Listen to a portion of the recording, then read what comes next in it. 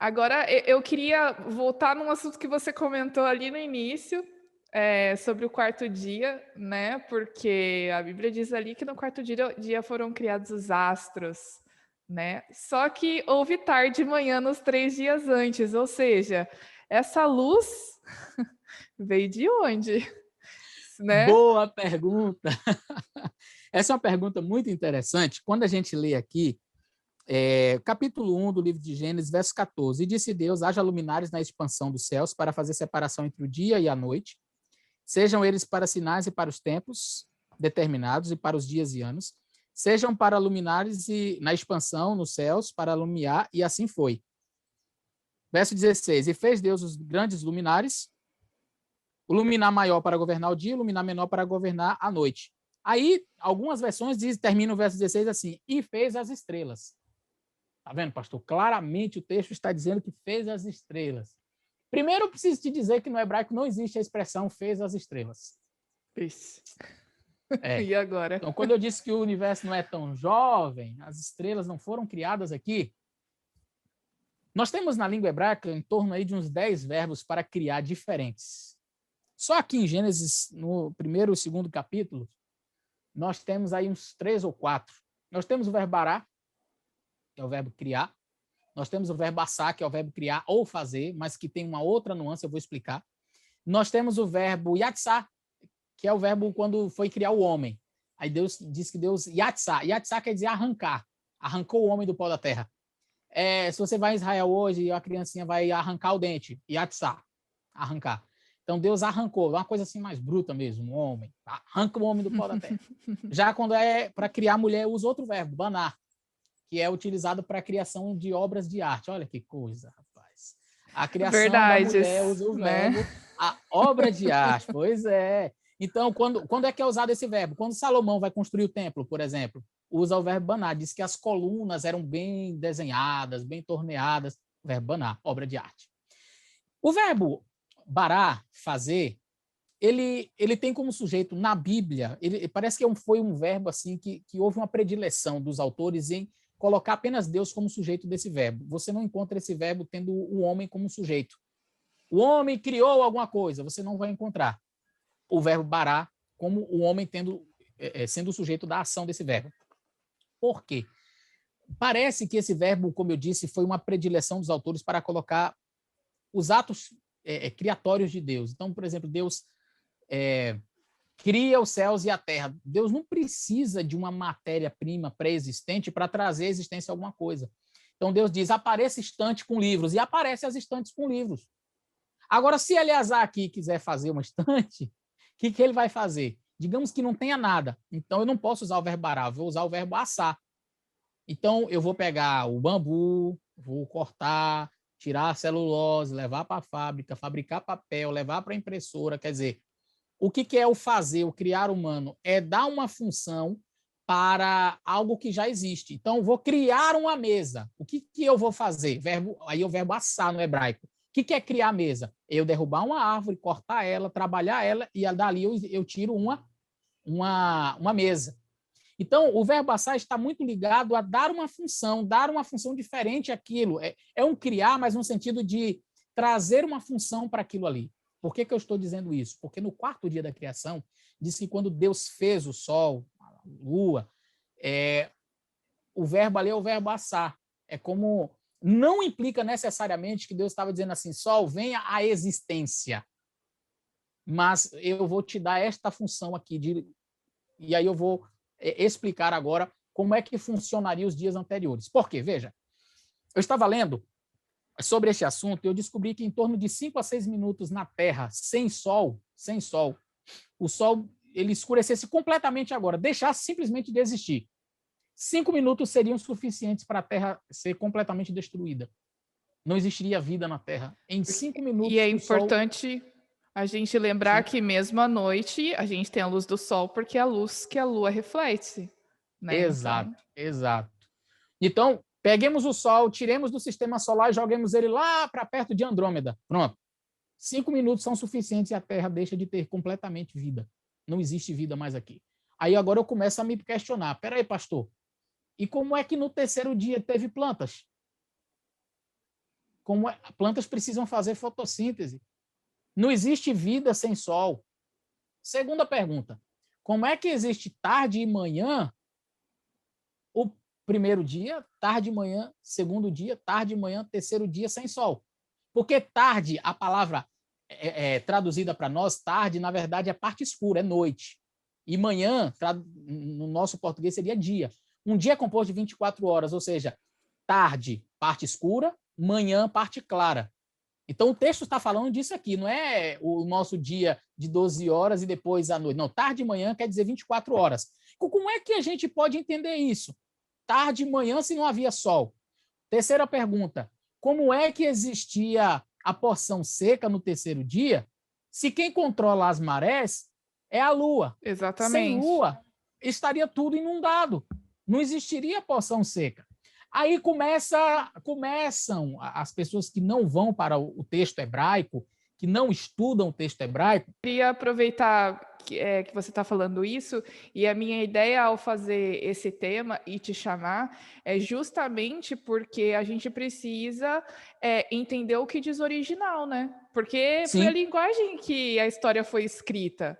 Né? Não adianta a gente tentar tirar conclusões do português, que é a tradução, e que por si só uma tradução já vem com modificações do original, né? exato, exato. Existe uma Uhum. expressão em italiano que diz traduttore e traditore. Sim. Todo tradutor é também um traidor. Então, nem sempre a tradução ela vai refletir a beleza do texto original. É tipo Então, versão veja. de música, né? Tipo... Exato, exato. Então, veja, quando a gente vai para o texto, alguns, como eu dizia, querem explicar a existência da luz. Não, não era o sol. Beleza, então vamos lá. O que era a luz do primeiro dia? Ah, não sei. Bom, peraí. Não sabe? Tem que ter uma explicação. Aí a pessoa começa a tentar explicar. Não foi Deus, foi a luz de Deus. Mas para que haja tarde e manhã, a Terra tem que rodar. Então, veja, lembra do princípio da ação mínima. Eu tenho que coçar meu rosto, eu não vou fazer isso. Faço isso. Deus, ele não é que para chegar aqui, ele vai fazer isso, aí chegou. Não, ele faz isso. É a ação mínima. Deus é um ser inteligente, ele não faz um monte de arrudeios para chegar naquele objetivo. Então, veja, como é que eu posso conciliar a ideia do quarto dia da criação com as marés, com a luz do primeiro dia, com o tarde e manhã? Bem simples. Eu explicava que alguns pensam que Deus ele veio e ficou ali. Aí Deus ficou paradinho lá, e ali então houve tarde e manhã, que a Terra ficou girando. Só que não é só o girar. Primeiro, Deus teve que ficar parado, ele teve que criar um campo gravitacional, porque a Terra ela não fica só rodando. O Sol não é só para iluminar. O Sol ele é uma estrela, tem campo gravitacional, os planetas eles vão orbitar essa estrela, seguindo. Então, Deus vai criar. Preste bem atenção. Deus está lá promovendo luz, mas, ao mesmo tempo, ele está fazendo um falso campo gravitacional. Você diz, mas se foi Deus que fez, não é falso. Mas se não é o campo gravitacional do Sol, Deus inventou um campo gravitacional para a Terra rodar, para haver tarde e manhã. Quer dizer, é algo completamente ilógico. Ilógico. Então, veja, a criação no primeiro dia não é necessariamente de fótons. Não é fótons. Deus não está criando fótons. Como é que eu sei disso? Quando eu leio o texto hebraico e o texto em português, aqui diz assim: e disse Deus, haja luz, e houve luz. E viu Deus que a luz era boa, e fez separação entre a luz e as trevas. A luz Deus chamou dia, as trevas Deus chamou noite. E foi tarde e manhã o primeiro dia. O que Deus cria no primeiro dia não é fótons. Quando você estuda aqui no texto hebraico, que aqui diz assim, capítulo 1, aqui o texto hebraico, e o verso 2, 3, 4. Não, verso 3. Vaiomer Elohim yehi or. E disse Deus, haja luz. Vaiehi or. E houve luz. E viu Deus, vaiare Elohim, Elohi, e viu Deus, et haor, que é a luz, kitov, boa.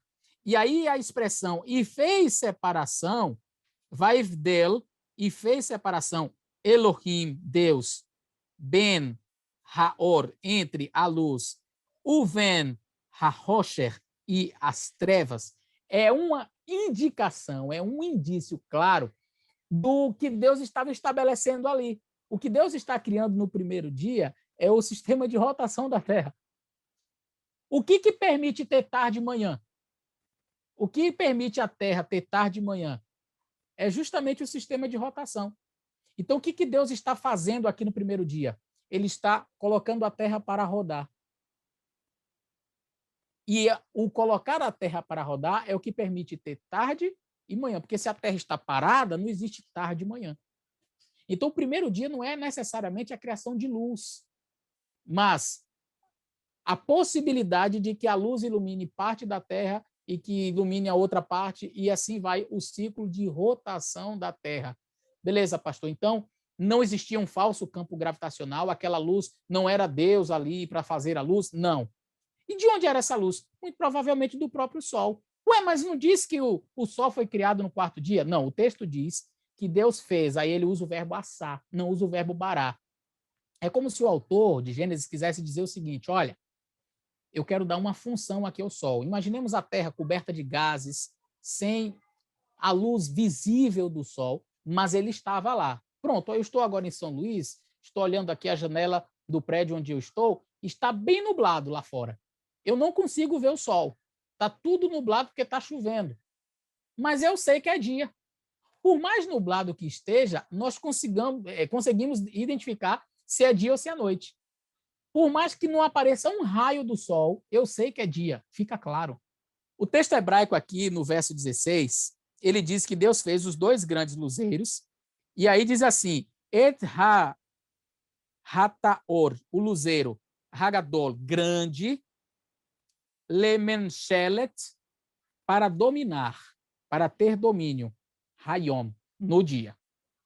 Então, a palavra Yom, dia. Então, o Gadol, o luzeiro grande, para dominar o dia. Veet e Hamaor, o luzeiro, Katon, Hakaton, pequeno. Katon no hebraico é pequeno. Lemenchelet, para dominar, para domínio, Halaila, para dominar a noite. Veet Hakohavim, e as estrelas. Não diz e fez as estrelas. Então, o texto literalmente está dizendo assim, fez Deus os grandes luzeiros, o grande luzeiro, o luzeiro grande, o maior para governar o dia, e o menor para governar a noite e as estrelas. O termo governar aí vai reger a palavra o luzeiro e as estrelas. Não está dizendo Deus fez o menor para governar a noite e fez as estrelas. Está dizendo Deus fez o menor para governar a noite e as estrelas. Entendi. Percebeu? Uhum. Ou seja, quando eu olhar para o céu e ver o pequeno luzeiro, também verei as estrelas.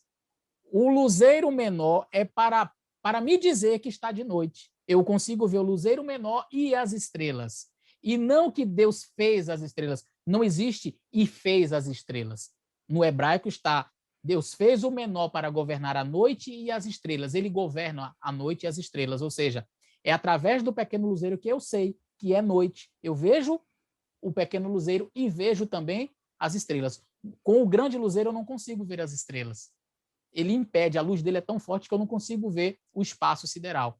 Então, o texto está dizendo que Deus fez.